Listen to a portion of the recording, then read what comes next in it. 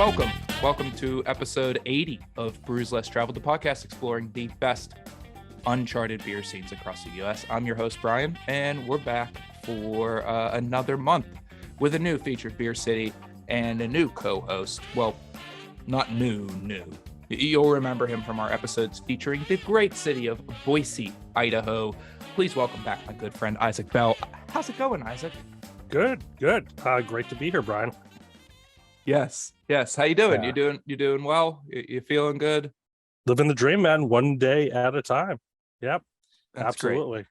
That's great. Finished setting up the Christmas decorations. So, oh, good for you. We rearranged our entire house over the last weekend. So I still haven't gotten to set up Christmas decorations. It looks the same to all of our wonderful beer club subscribers behind me. You still got the background, but I'm in a different room. I'm in my living room. Right over there's my couch. Right behind the green screen is my TV. Shout out to the beer club subscribers to get to see. You don't get to see anything really. You get to still get to see the backdrop. I'm a little goofy tonight. Full disclosure, COVID. Brian is in COVID land. It was about a year ago that I got COVID before. For the first time, and now about a year later I got it again. Funny enough, the last time I had it, we were also streaming. We were streaming for our 12 Beers of Christmas, and we were starting the third night of the 12 Beers of Christmas in 2021. And beyond telling you that we drank a beer from Trib Tab in Birmingham, Alabama, I can't tell you much else about that night. I don't remember it. So I'm guessing tonight is going to be like that. Like the USPS, you're still drinking beers on Wednesdays, soon to be Tuesdays. So this month we're featuring a city I'm very fond of. It's been the setting for many of my favorite movies and TV shows, and it's got a nice little beer scene that's been quietly growing since the late 80s, early 90s. Our December featured city is none other than Duke City, the home of the Balloon Fest, the ABQ, Albuquerque, New Mexico. We got our wonderful inclusions here. Cool stuff. There's a schedule on the back of that, but as we've discussed, that will be changing. Tonight, we're going to be talking about Bound Brewing Company, a great new brewery out of Albuquerque, New Mexico, the first of our 4 featured breweries from that wonderful southwestern city. We're going to be enjoying their Net Effect Hazy IPA, as well as the Travel by Night Dark Czech Lager, 2 great styles I'm super excited for, and I'm sure Isaac is as well. 100%. Yeah, we're also going to get to know Albuquerque a little bit better. And then later in the episode, we're actually going to plug in a little interview I did with my close friend, Gabe, a musician and producer that has been living the van life in New Mexico for close to the last 10 years. We'll get his take on the beautiful state of New Mexico. But before that, we got some quick sip questions for Isaac here. Fast questions, fast answers. Help us get to know our guests or our co-hosts fast. Finish these and we can crack our first beer. Isaac, sound good? Sounds good. All right, let's go. Isaac, your favorite beer of all time? That's like choosing your favorite child, but if I had to name it like right here, right now, probably Fremont 3000. Oh, Mr. Barley Wine, huh? Last one. I can remember. I would love to just have it forever. Cool. Are you an introvert or an extrovert? I'm an extroverted introvert. Okay. Do you enjoy a cozy tap room or a lively beer garden more? That's like when you ask people their favorite beer style, and they say it depends what time of the year it is, what time of the day. It just depends on my mood or where I'm at. Usually I would say that I am a cozy tap room kind of guy, but I love a good lively beer garden as well. I'll go both. with you there. Can I say both? Sure. I want it all. This is like whose line is it anyways? The points are made up and the rules don't matter. Right. There we go. I love it. Or the rules are made up and the points don't matter. Anyways, I'm not Drew Carey. Czech or German Pilsner, Isaac? This is another, I want to say both, but if I had to choose, I'd say Czech. Cool. I would agree with you there. Isaac, what skill do you have that you're most proud of? not a skill at all, but I once popped a microwave bag of popcorn with no kernels left behind, and I didn't burn anything in there. This is my greatest accomplishment. You can't take it away from me. It's quite the feat. You're relying heavily on the microwave to do the lifting for you there. People are asking for proof, and of course, you never think that you're going to have that perfect moment. I'd say DIY. Outside of that, I'm pretty quick at picking new things up and school of YouTube. Yeah, you just redid your entire bathroom, huh? I sure did. Yeah. I kind of I sourced that on Facebook. Like, hey, what do I do here? Somebody help me. By the way, all the tiles are out. And our final and favorite quick sip question. Isaac, have you ever seen a UFO, Bigfoot, ghost, anything inexplicable? You know, I can't say that I have, and I'd have to think on that for a really long time. We were convinced that our house was haunted when we moved in here, because the doors were opening and shutting and slamming.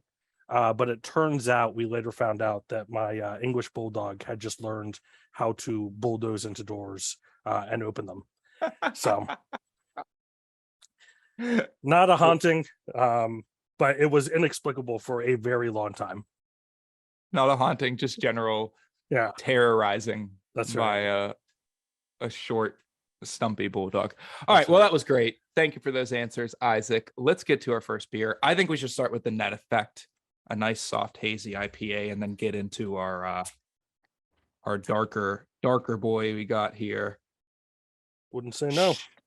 Shout out to our Beer Club subscribers, especially shout out to our new Beer Club subscribers joining us for their first live stream.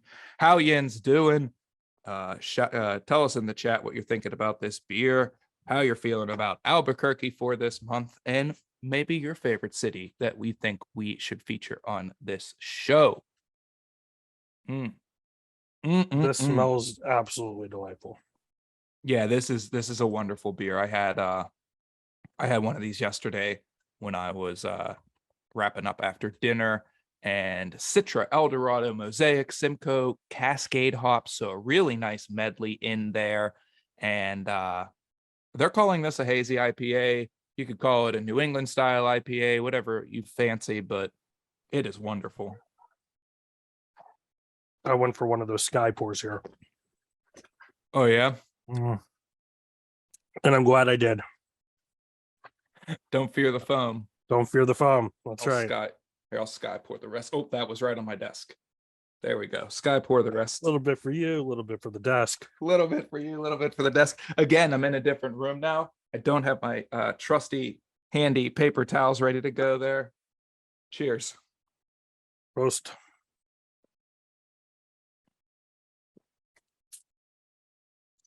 Oh, yummy. Shout out to new subscriber in the chat, Matt. Big hop aroma as soon as the can was cracked. Yeah, this thing is just exploding with that hop aroma. Again, classic to the style of New England IPA. It's extremely soft. There's not a ton of bitterness. You know, you get that heavy hop aroma in there, and you're expecting some bitterness to smack you in the face when you sip it, but it is so smooth, so drinkable. And for 7%, this is one that could really get you into some trouble.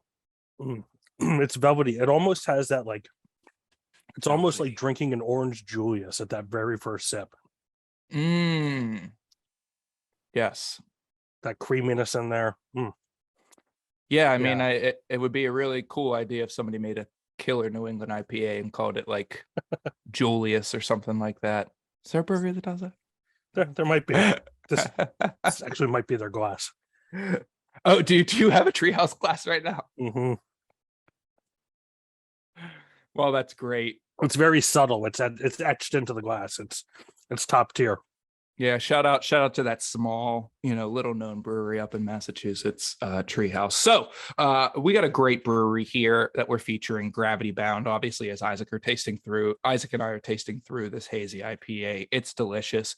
But let's learn a little bit more about Gravity Bound. They opened in June of 2020, just a few blocks from other featured BLT brewery this month, Marble Brewery. Much like many other cities we feature on this show, there's definitely some hubs of breweries in the city of Albuquerque. And downtown, there's this little pocket where Marble is, and Gravity Bound is right around the corner, and there's a couple, 3-4 other breweries in that area. Gravity Bound was actually started by two brothers, Cameron and Chris Friggin. Cameron is their brewmaster, and he has years and years of experience in the industry. Came most recently from Bronx Brewery in New York City. I believe you're pretty familiar with them, Isaac. I am, yes. Yeah. Bronx. Yeah, really. Yeah, the great brewery. Yeah, really, really solid brewery up in Bronx. Obviously in the Bronx. I'm gonna blame that one on COVID. So they're super focused on sustainability at Gravity Bound. The brewery and taproom space were converted from an auto body garage, and they upcycled as many materials as possible when they were building out that brewery. They used pallet wood for the entire bar. They built the doors out of pallet wood, and they even went down the street and grabbed some repurposed tires from a tire yard and made garden planters that still sit out front of the brewery. You said you're a very DIY guy, Isaac. I'm sure you've made a few things out of pallet wood. Oh, 100%. Actually, I can't showcase it here, but I have a headboard that I built out of pallet wood. Back when I was in a condo. Yeah, it's absolutely gorgeous. I'll share a picture with you. Okay. Maybe I'll share a picture next week when we come back. Well, I was supposed to. We could get a little inside baseball. I was supposed to come down to your house this weekend and visit you in DC, but given my sickness, I think I won't be. I could have seen the headboard in person. Could have seen it. It's been repurposed. It sits behind our couch now. I reset it up. Yeah, it's great. And it's top tier too. I love they mentioned they were in an auto garage. I just came back from Texas last week, and a lot of tires with cactuses, planted inside, and I saw it and I was like, great idea. Love that. Wish I could do cactus outside, or cacti, I guess, outside. It gets a little strenuous on relationships when you start bringing tires inside for garden planters, so we'll stay away from that. But we have a local coffee shop that's also in a garage, and it's just a converted garage, and it's awesome. They get all that natural light. It's beautiful. I can only imagine. I get just behind. Also, we're naming like every brewery there wherever. We're like, they've got reclaimed pallets, and there's Edison light bulbs. I love it. Yeah. Gravity Bound takes that sustainability to the next level. 20% of all the energy used at the brewery is actually collected from their rooftop solar panels, and they brew exclusively on an all-electric system, so not utilizing any natural gas or steam power for that system. So they're definitely conscious of the impact that they're having on their local grid and their local community. You don't have solar panels on your roof, do you? Not yet. When we moved in, the roof was new, so it's one of those things. Like when we get it redone, our neighbors got the Tesla solar panels. They're sleek. They look real nice. We'll see how long they last. Yeah. I was trying to think of a blue check mark joke to make about Tesla panels, but again, brain is not fire the way it normally does. So our friends at Gravity Bound, they also focus on like where they're sourcing their ingredients. They use this really great company in Colorado called Proximity Malt. They exclusively only use malts from Proximity Malt. Not only does that help support another small business and help local agriculture in the Colorado area, but it greatly reduces the shipping resources needed to obtain those materials. So rather than buying malt from Europe or further up into the Midwest, they choose to go with Proximity Malt in close by Colorado. Again, focusing on what impact their ingredients, their raw materials, their resources are having on on the environment. I think that's little choices that make a difference. Yeah, I love that. Especially too when it might cost just a little bit more money, but exactly. I think you can taste it. You're keeping it local, and you can taste I think you can taste it. You're seeing that in food, And recently you're starting to see that with beer and I think spirits as well. And I'm here for it. Yeah, we talk a lot about local breweries on the show. Of course, we stan local breweries on this show. Right. Another reference to my one Gen X friend. And one thing that's really popped up around the local brewery scene too is local craft malting. Here in Pittsburgh, actually a little bit north of here in Butler, we have a company called CNC Malting. They do 100% traditional floor malted grains. Again, taking a little bit more time, but using resources and thinking about how those resources are going to impact their local community. And that's the story in nearly every city where there's a bustling brewing scene. You're most likely going to find some little small craft malt house that's cranking out really, really good malts with a focus on their footprint. So another cool thing that Gravity Bound does, and I think you're going to like this, Isaac, because you may know thing or two about this, but they also produce non-alcoholic kombucha on site. And they actually flavor it with ingredients that are grown in those aforementioned garden planters made out of repurposed tires. You've made a couple batches of kombucha, right? You're a booch boy. I was a booch boy for a little bit there. It was good. It's a lot of work. Right? I think anything if you want it to be good is a lot of work. And you can make it seem easy or not. I don't think I was around enough I had a SCOBY hotel that eventually just was like a SCOBY in a gigantic 2-gallon container. What's the hotel part of it? So SCOBY is an acronym for symbiotic culture of bacteria and yeast. It's what you're pretty much fermenting tea. And the hotel part is this SCOBY. It looks like it's weird. It's like a gelatinous, it can grow like a glob. It's pretty disgusting looking. Like a film. Yeah. And it gets thick. It gets I had SCOBYs that were a couple of inches thick.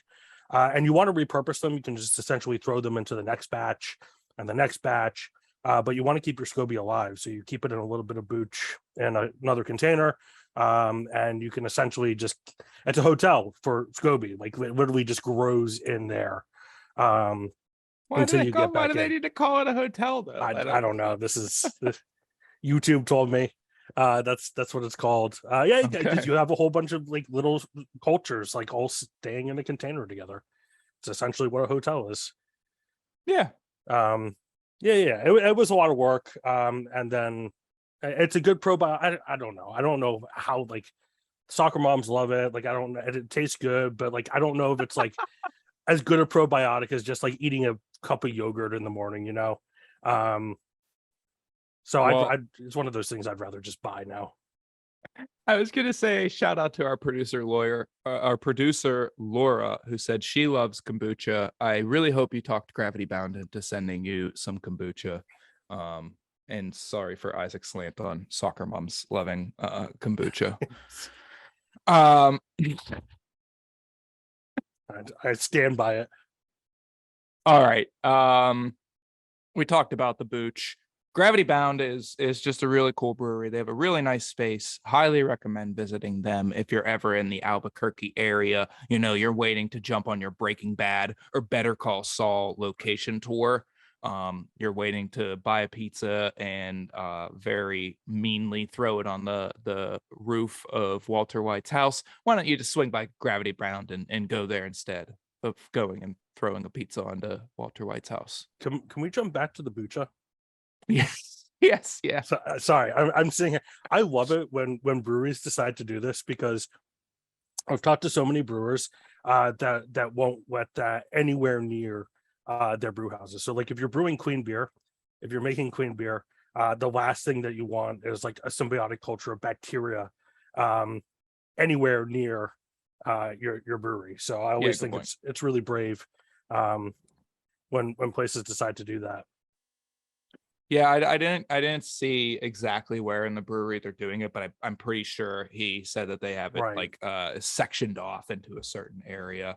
I mean, this tastes great. So yeah, there's definitely no kombucha in here. I am not a fan of kombucha. My aunt makes it. My aunt who got me into craft beer and stuff, who's also tried to get me into kombucha, which I just will not.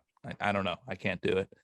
Yeah, I think you would know quite quickly if your Yeah. SCOBY got into your beer, because your beer would not taste like beer anymore. Yeah, just in the same facility. I think it's very brave, and I love it when places are like, yeah, we do this and we do this and we do this, and it's like, cool. Well, Isaac, what do you say we get into our second beer here? Let's go for it. Cool. This is a dark Czech lager. It's called Travel by Night.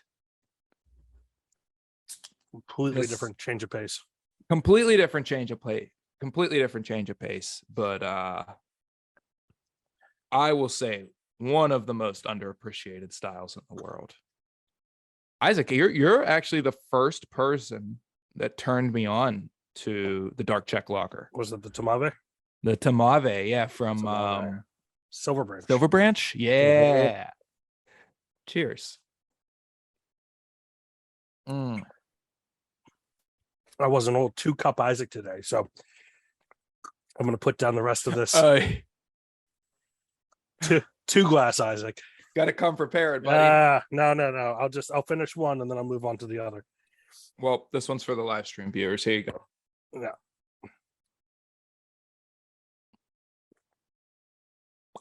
They're even good when you mix them together. This is my. Well, I have a little trick for those of you out there. You can use this if you want. If I'm ever at a new brewery, or a place that I haven't been to, new to me, trying beers, I'll always get the Pilsner as a palate cleanser along the way. So I have my Natty Bow. How'd you know? It's in a koozie. How could you tell? I just took a guess. The same way, if you were like, well, I have a seasoning that I usually use for things like that, I would be like, oh, it's Old Bay. It's Old Bay, of course. You're in Maryland. It's so. When I go to people's houses now, I've started bringing a bow as a gift to them, and I call it the Baltimore handshake. Some people go to a wine store, get a really nice bottle of wine, something they can give the guests that they know is gonna like be special for them. They could drink it at a later date. No, you're like, here, have a single can of Natty Bow. It's been rolling around on the floor of my car the drive over here. Well, if there's more than one host, I'll bring 2, and usually one for me to enjoy with them. Yeah, beer brings people together. You don't get a case. You just grab a couple of Lucy's. That's 100%. It's the ultimate Baltimore handshake. It's certainly better than a Baltimore crock pot.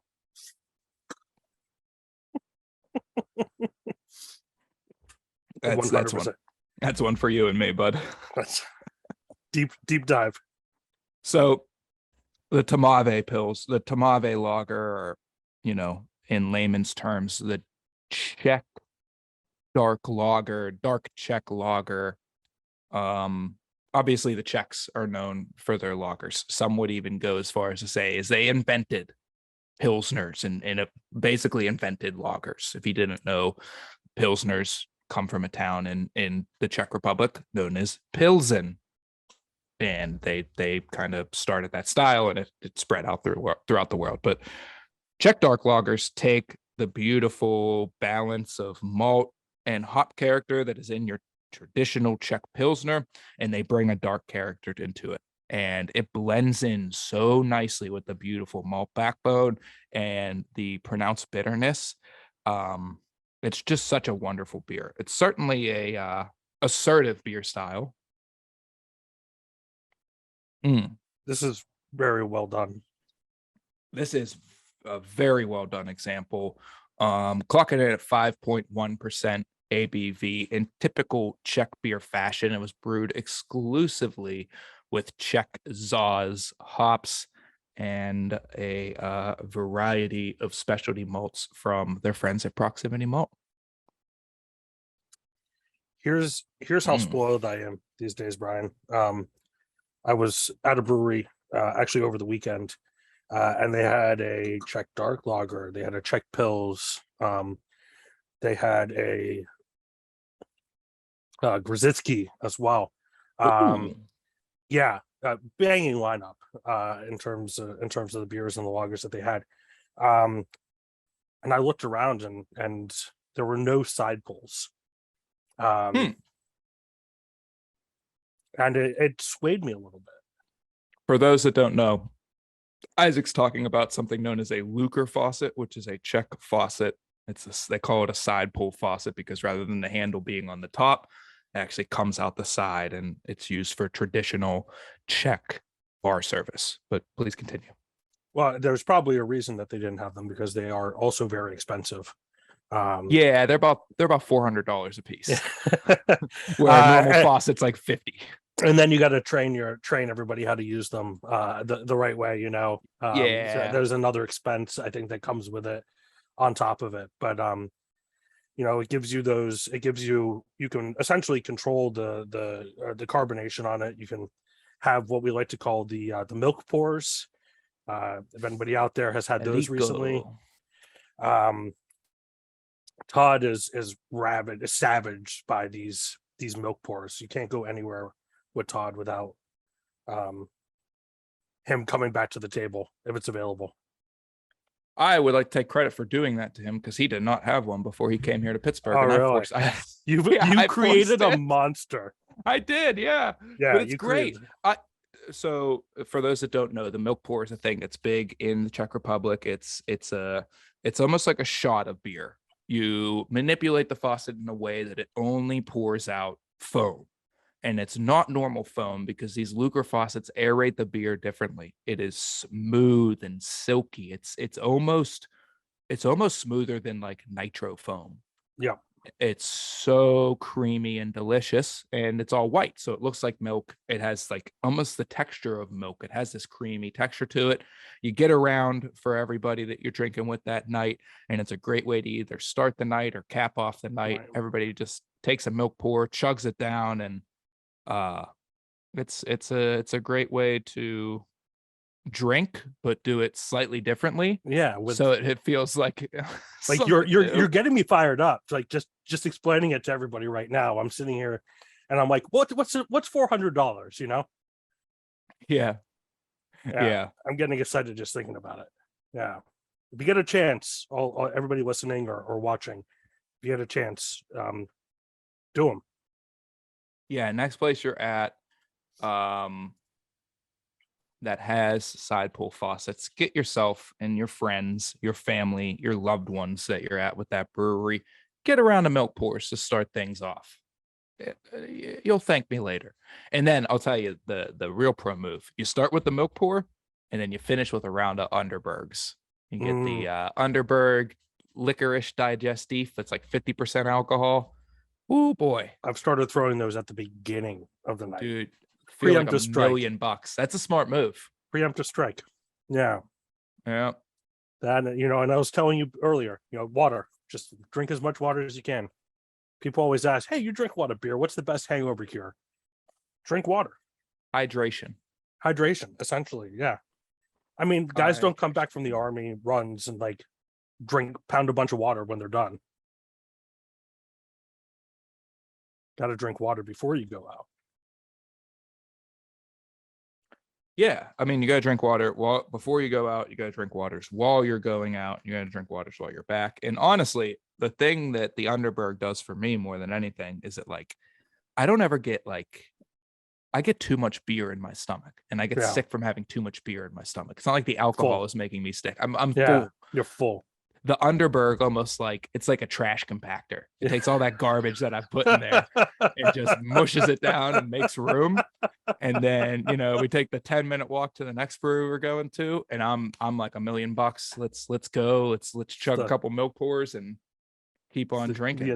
Maybe have you tried just like chewing on a licorice?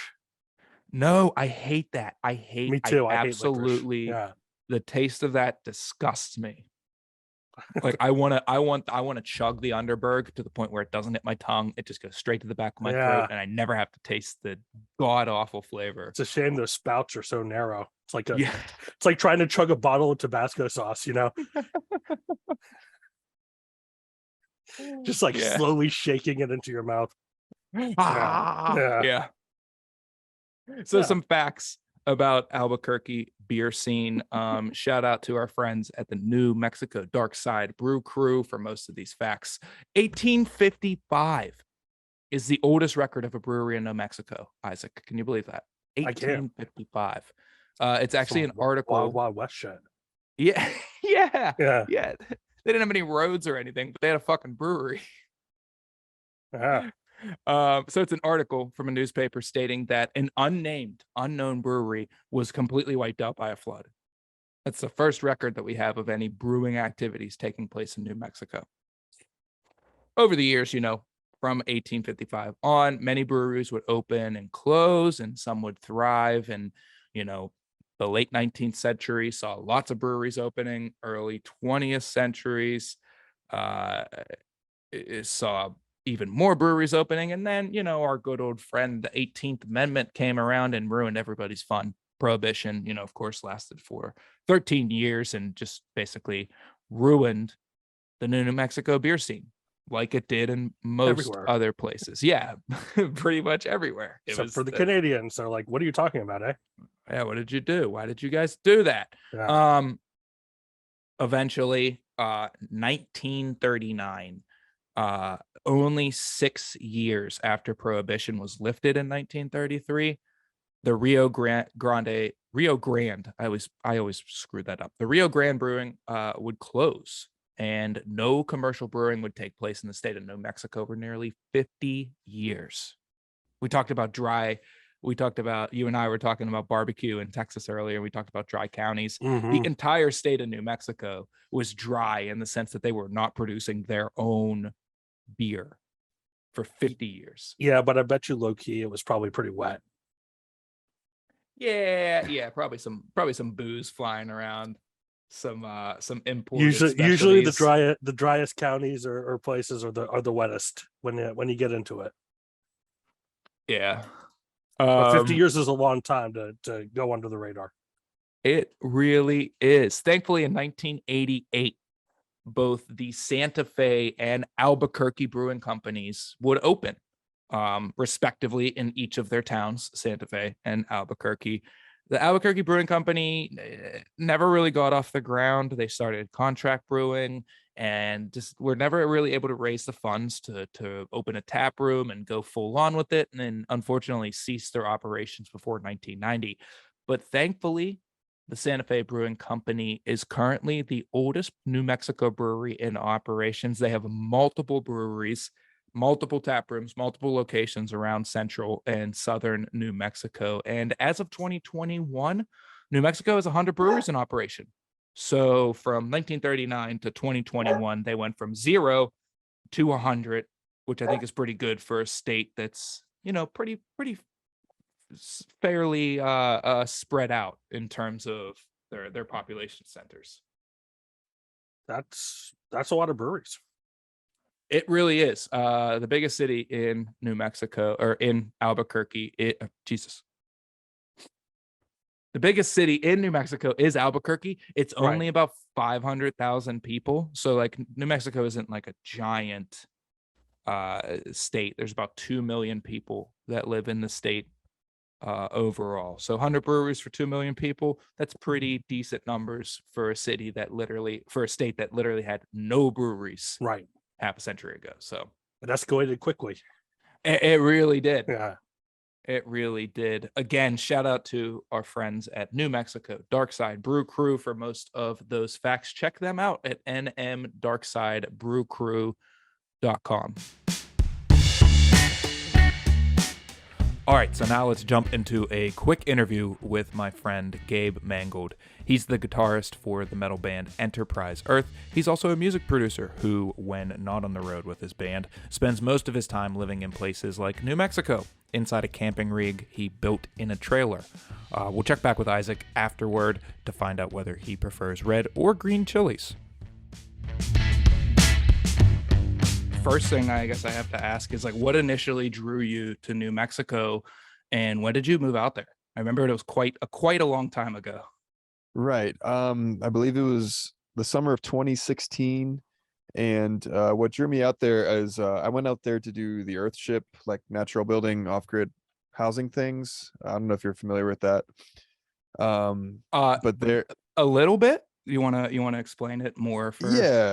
yeah. So the Earthships, and to anyone listening, you can just Google it and look on the website would also be a great way to look at it too. But a brief synopsis or a brief rundown of Earthships are there are these off-grid, self-sustainable or sustainable off-grid homes built out of new and used materials, and they're like beautiful homes. They're like built into like the natural landscape of the desert out there, and you can build them into whatever, they work all over the world too. It's not just the desert where you can find them. They built them like literally all over the world, and they're just super cool homes. And I went out there to take a class on how to build them, and I ended up getting stuck in Taos, New Mexico for the next 5 months of my life. So yeah, that's kind of how I ended up there for the first time. So, and you're not currently living in an Earthship, correct? No, I've never lived permanently in an Earthship. I've stayed temporarily in them for a couple days or a week or something like that when I was doing my Earth shipping out there. So it was New Mexico because of the Earthship program, right? Correct. Yeah, it drew me out there, and then that was really my first foray into the American West, as far as like living out there. And I think I went to Salt Lake once for like a weekend, but I'd really never been out west before that. So it was like, obviously growing up east, it was like, whoa, this is way different than out here. Yeah. And I just fell in love with the desert and just the West in general, and just was exposed to like new lifestyles, like mobile living, living out of your vehicle, living out of your rig, so on and so forth. And I just thought that was so cool. And here we are 6 years later, and I'm still living in a rig. So Yeah, I definitely want to talk about that rig, because like van life, it's like a thing now. It's like a cool thing that rich kids with their parents' money go and they buy a brand new Sprinter and deck it out, and it's cool. And everybody saw Alex Honnold in Free Solo, and they're like, well, I want to go do that. But you did this long before, I mean, anybody that I knew or any YouTubers were out there making content about this. So what was like the origin of like, hey, I'm gonna build a house in the back of this trailer and go? Yeah, so when I first moved to New Mexico, just to loop back around real quick, I never like really camped extensively, like for more than a night, and myself and my friend who I went out there with, we decided we didn't want to pay for lodging there because it was kind of expensive. So, and there was a group of fellow Earthshippers camping out in the forest, so we're like, yeah, let's just camp and join them. And I was like, wow, this is cool. And some of my friends out there had like little rigs built into the back of their Honda CRV or their truck, or something like that. And what we would call dirt bagging out here. And I was like, wow, that's really badass. And at the time I had a Subaru Forester, so I was like, all right, I'm just gonna do that with my Subi. So I built like a little bed in the back of my Subi and had all my my cooler and my clothes and everything, my whole life in the back of a Subaru Forester, and on top I had a roof rack too. But and I loved it. It was great. The freedom was awesome, because I had really nothing else in my life at that time, so it was awesome. And then I joined Enterprise Earth, and I wanted to keep living that way. I'd moved back to Pittsburgh at the time for about a year, and I was like, hey, I want to do this again, but I want to build a studio, and like I need more space than a Subaru Forester. It's like a little tight. So hence weighing all the pros and cons of having a van, of having a this and that, I was like, I think a trailer is the best for me to fit all my stuff, and have still the smallest footprint possible, but still have enough room to function on a daily basis. So a 7x16 cargo trailer was acquired and then built out into a little camper that I'm in now. Yeah, I definitely want to talk about your band Enterprise Earth. You have done how many records out of the trailer now? So The Chosen, our last record, was officially the first full length done out of there. We did an EP prior to that. Some, as far as Enterprise Earth goes, songs. I'm mixing a song right now as we speak, just taking a break from it. We have 2 new songs coming out soon. Cool. But I've done a handful of records in here for other bands because I do, production work on in addition to the band. That's like my job, is being a producer, I guess. So I've done a handful of records in here already, and over the past two years or so since I started, being a producer. And yeah, it's been really fun. You're the traveling Will Putney. It's just I guess so. I mean, Will's got way more experience and a shit ton more he's gear done a couple than records. Yeah. yeah, he's done a handful of bangers, you could say. Yeah. So, you live in the cool trailer, but a big facet of being in a band, especially like an underground metal band these days, is touring. And obviously the shows is the highlight of touring, but we talk about travel here on Brews Let's Travel. Besides the shows, what gets you excited about touring? That's literally it, is the is the shows. More or less. I mean, all right, so it's playing shows, it's seeing your friends across the country, and it's eating food. Honestly, everything else about touring sucks, if I'm being completely honest. Yeah. But it's yeah, that's pretty much it. That's why we're about to head to Europe in January, and I love going to Europe because the food there is so good, and we get catered meals every day, and any bars and stuff you want to walk, you can just walk to because you're in the city, or just take a train or a bus, or public transport is so good over there. So I've yeah, lived in Pittsburgh my whole life. What's public transportation? exactly. Yeah. Yeah. Wait, you get catering every day? Is that like do you do that in like North American tours too, or is that just like a European thing? So yes, but it's like standard in Europe. So like catering is part of like the tour. It's like the venues take care of the artists much better over there. So like food and a shower is like, that's normal and expected over there. And over here, not so much, until you get to like, a larger level where you have catering and all this stuff, and then that's part of your budget too, so that comes out of your budget as well. I mean, catering over there comes out of your budget as well, but it's not as much, and it's like it's normal over there to have a get-in food and a catered dinner every day at the show. Is it fair to say you like touring in Europe more? So I like it in the sense that the reasons I just explained, the catered meals, free and free alcohol typically too, because they normally give the artist beer or beer, wine, whatever you want, that is on your rider within reason. And then everyone's usually on a bus, so that's nice. So no one has to drive. You got your bunk, and you literally just wake up in the next city you're in, and go out, do your business for a little bit until load in, and then start the day's work whenever it's time to load in. The shows are fun. It's just expensive. Obviously, there's a higher overhead for touring Europe than there is in the States, and people generally don't buy as much merch, so we don't make as much money typically over there either. But overall, it's great fun, and it's it's just fun, and you invest your time over there and build just like you do in the States, and eventually it does become profitable for the business. Yeah, I don't know if a lot of people know that that bands, the majority, if I'm correct, the majority of money they make on tour is from merch sales. Most of the time, yeah, until you get large enough to where your guarantees cover your shit, but yeah, it's that is the majority. I mean, so like a typical show, you have your guarantee, and then merch is typically way more than your guarantee. So yes, the majority of the money does come from merch.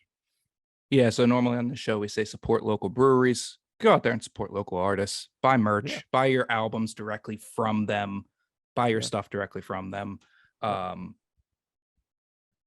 You mentioned drinking. I don't think we've ever really talked about that. We've known each other for quite a long time. You kind of went off and went on the music. We played shows together. We organized shows together back in Pittsburgh and stuff. And you went down the music line, and I kind of went down the beer line. Are you much of a beer drinker?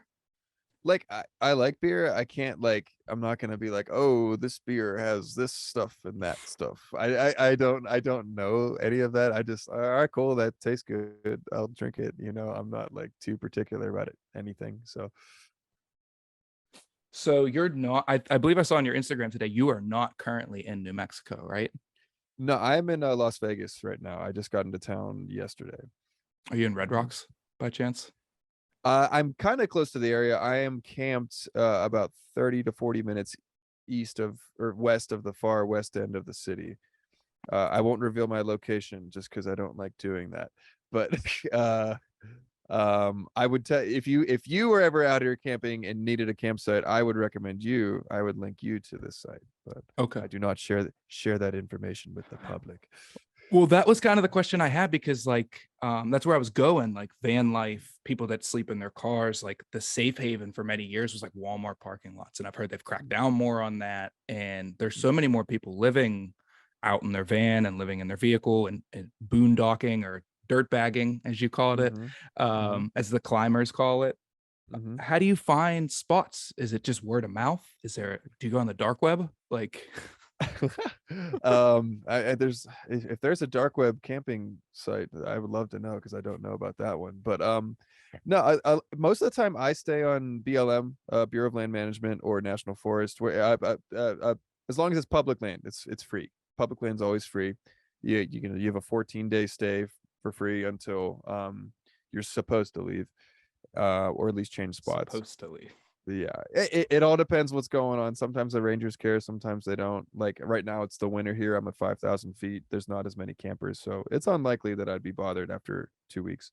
But still, it's usually just good protocol or just common courtesy to move on after 2 weeks so someone else can enjoy the space.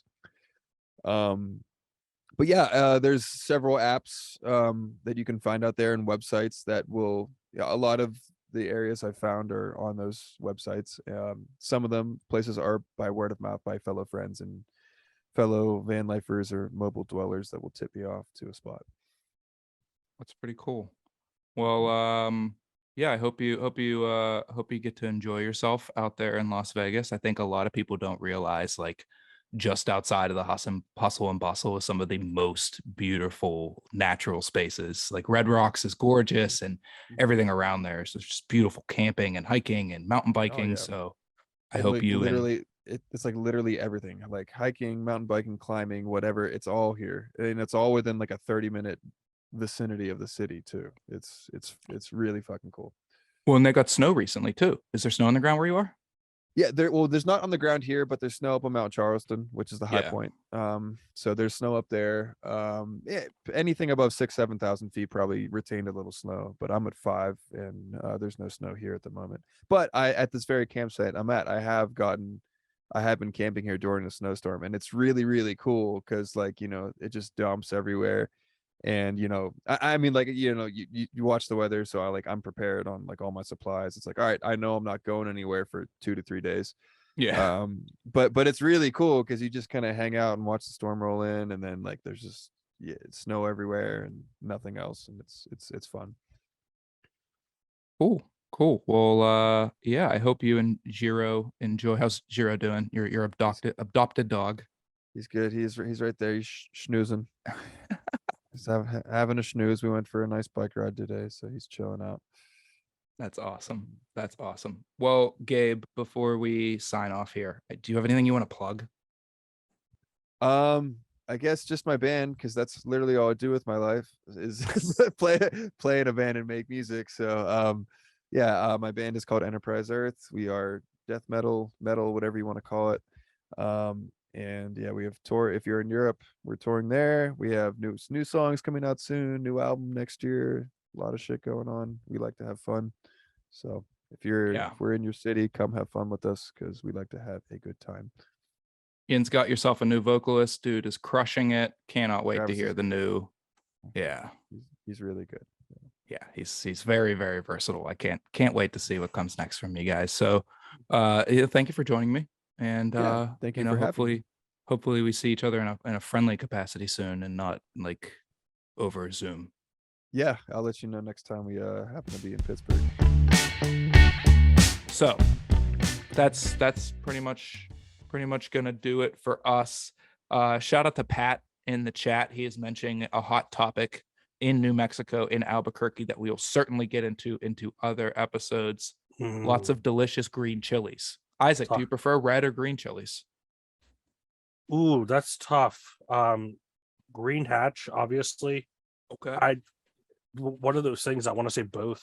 Like I want it all. I ask you binary questions. I ask you know. questions with binary answers, and you're like, nope, both of them. I want everything. I want it. I think variety is the spice of life, and I can have it. Pat in the chat says Christmas style, green and red. Green and red. That's right. That's a great. I will go green. That's the question that people are going to ask you when you go to Albuquerque and you're talking about food. Do you prefer green or red chilies? And I'm sure we'll ask that to every single one of our guests this month. But until we get to those other guests, thanks to Gravity Bound for supplying these beers. These are really like top tier, really great beers. Yeah. Shout out, super shout out to Gravity Bound. Make sure you check them out if you find yourself in Albuquerque. 2 different beers from different ends of the spectrum here, and both of them are spot on. These are solid beers. You can follow them at Gravity Bound Brewing on Instagram. People asking in the chat, do they distribute? No wide distribution. You're gonna have to go to Albuquerque and the Albuquerque area to get beers from Gravity Bound. They're a small brewery. They just opened up in 2020. So go to Albuquerque. Like I said, get on a Breaking Bad tour. Go see where they filmed The Good, the Bad, and the Ugly. And then also go to Gravity Bound. Marble. Ex Nova. Boxing Bear. Go to all of them. And there's even more. Again, follow Gravity Bound at Gravity Bound Brewing on Instagram. You can follow us at Brewvana. Also head over to brewvana.com for more information about our beer club. And make sure to follow us on your favorite podcast platform and throw us a review on those platforms. Spotify doesn't let you write reviews, but iTunes, the other ones, that's the only other one I know, actually. New episodes are now going to be released every Friday. So we're going to be with you as you head into the weekend. Fresh brews, less traveled content every Friday starting next week. We'll be back next week with another episode. But until then, stay safe, be kind, and support local breweries. Cheers. Thanks, Brian. Woo. Thanks for watching Brews Less Traveled on YouTube. Be sure to like this video and subscribe to our channel for more interviews with brewery professionals.